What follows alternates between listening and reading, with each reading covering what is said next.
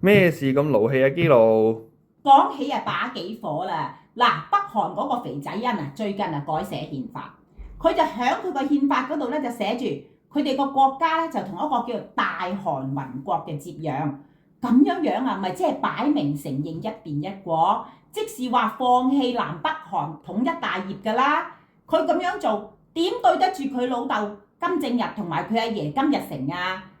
點對得住長津湖啊？為佢哋打生打死嘅中國人民志願軍弟兄啊？點對得住我哋彭德懷元帥？點對得住嗰碗蛋炒飯？哎呀，你又唔好咁勞氣，而家咧就係 AI 時代啦，嗰啲內存啊鬼死咁貴，全世界嘅電腦玩家都希望南韓啊越嚟越安全。如果唔係啊，佢哋做唔到啲內存出嚟啊，我哋連機都冇得打㗎。但我啊真係唔明啦，咁你打機嗰啲內存關我哋國家統一大業呢啲咁嘅國家大事咩關係先至得㗎？九唔搭八嘅。咁你又唔好話喎，我哋北韓雖然係用住局域網，不過啊都係一個喺 online Steam 度打機嘅玩家㗎噃。你睇，